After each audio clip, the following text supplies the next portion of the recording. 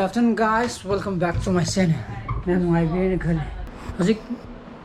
pung mari makai ta sangre. Hojik kata vlog dengari ba koi. Asi di sana pagi pe khajo hore. Hojik tauri tu na mama ga hayeng hindi thokpa. Adegi revision tauri ne ko nahan di pabal loirab ne. Adana ngasi thokpa sana pagi exam tu ju nungai ram ne. Adana hayeng ko ga Saturday ga Sunday ga mama gi suti lei re.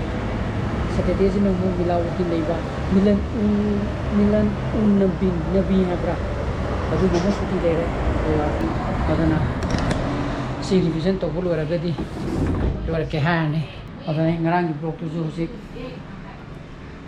di video edit to ba question gre adana upload ta ko si उस बच्ची ना है पर बच्ची पर लगता है बच्ची से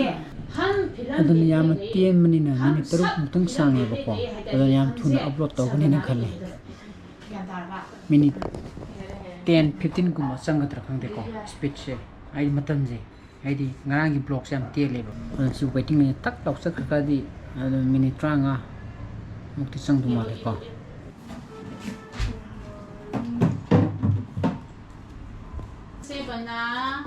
शब्द फ्रांसीसी बात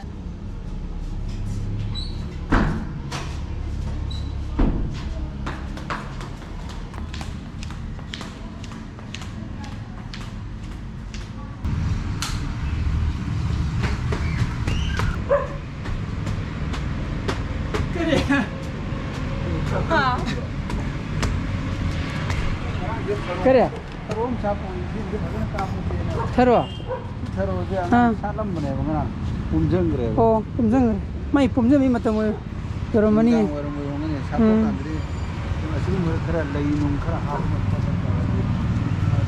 sing sai ne ka khalin sa sikha ga dong kang ni chai sin mi gi to bone masi din nong chu de da na tero masi din nong chu de ne lei sing kha chai bi ne ka khala poni da mama na san ta thokre ba adana lei sing khre sai bi ge ngasi nong chu dramina ko ngarang di chu ni ma sa ma thon den chai dram me dana mama na like ta hauri ma ko adana ma na hore mu sing mu cha ha dim ma ke dana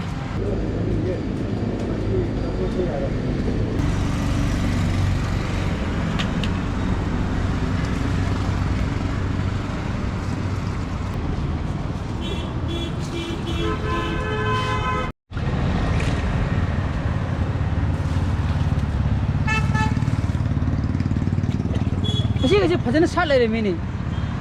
시키는지 목엔 벨려야지 나기 샤ატlamme 니 하 사버정 반 못해네 아직 당도이네 바이나 에 아마디디 에네 라이크 타오에나 하 브레이크 로지나 saya ini dia hujita blog daga like tauri ni ising sai bige ga ni tung da mang dal lai da ni bogem bilai long sat le me ni ai nangi ka khara trem ne khang de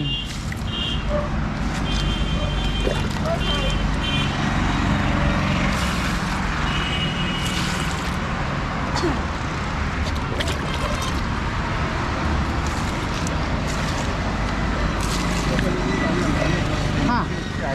kare kaga ini level yang kana bahap no chai de to shu ma kangi me am je si khar chai bi de di ba तो लेके सी बोगिम बिलेगा जी फजन साथ array में है ए नोंगी नी काखलक तब ने बको नहीं नागे कुनारे तीन दो में छूट करंबा बोगिम बिलेदा ओ सिने खरा light O थोक्तरा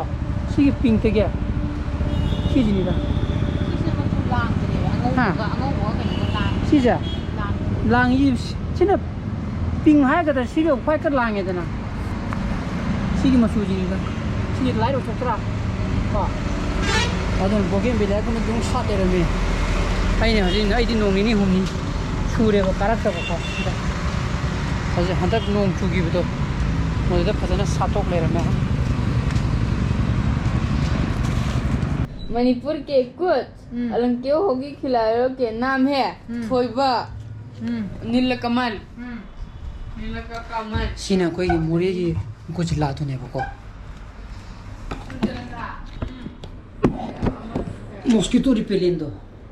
si tha gi to original gunal ki mahi do adu do tha bne bon hange to al na pi si na pi si tha ba kan da kang je adapt to gar ba khang di siu ya dre ba ko pop up game do kang je siu ya dre means kang je dum lei re ba khar ma kai aduna si moi gi tha ra ga di si muri ni te brahma gi je mai gi je si tha ra ga di kang di fajana tang to pai ta akoi de ju manam khare di hazar ga ju ko aduna si tha ba ma aduna si tha gi na tawri ni Antara. lo na khon no thang Namda di gitu. Antaral. Antaral ba? Antaral ba? Kana. Kati. na khong thenguni ko makha da le do gunai Ay, to galing. Yo, chak thilu ni to aba nang ifrit nong sti to piru ke ya ta to le jina ko hayang yo ki breakfast sara ga ma'am चलना बगी चना पज पुंग निपान नंगना बा exam A जो है school Kader में पुंग निपान नंगना बस सखी तो ने माजू ए प्लस मी थरा का मासु पिसा थातरम दो बदन हेवी पे ब्रेकफास्ट होना बा उती थोंगा तो साजेदा नन उती थोंगा तन सारा है चलगे नन साइ सिंग सा ना बा तो थोगे उन तेरे मखाई तासले तो माजे मुन पुंग तेरे सेरे ले ना साथोक रे को कहीं जाना कोई चुका चमथोंग और मैं तो ये पाकों मसा मसा तो खत्ता हो बसे मतलब कहीं जाता है सीधे पाकों मसा मसा जाता है क्या है क्या हम दे रहा था उधर क्या सुनो तो मैं ले रो याद रे मेरी गान पे याद रे अते तो मार से मियता बा जी पासों नंबी हो रहा मनी माइक के रोजे से ऐसे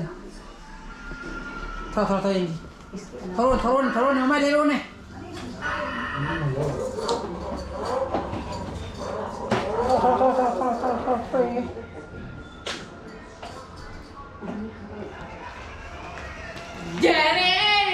थरो बिजली आउट रे बा बिजली आउट रे 지금 이 타워요 되지만 이 비오치들이 하네 야로 슬로 모션 타고 레일에 카드 내셔네 비트리 아웃래 사 쏘더라고 그래 봐 타워에 봐 또 땀 타고 내려 봐 타고 방금 들에서 그러가 야들 비트리 아웃래 그래 나 이 비트리 아웃래 거 TV 짝싱 똑나래 거 अदन मैम ऐसी ब्लॉग मतलब सेंजरगे आई ब्लॉग पाम थोड़ी लाइक तौरमो शेयर तौबियो अनौब व्यूज और सब्सक्राइब तौरमो नुंगी चाना फजलेबियो so please be safe and be healthy bye bye good night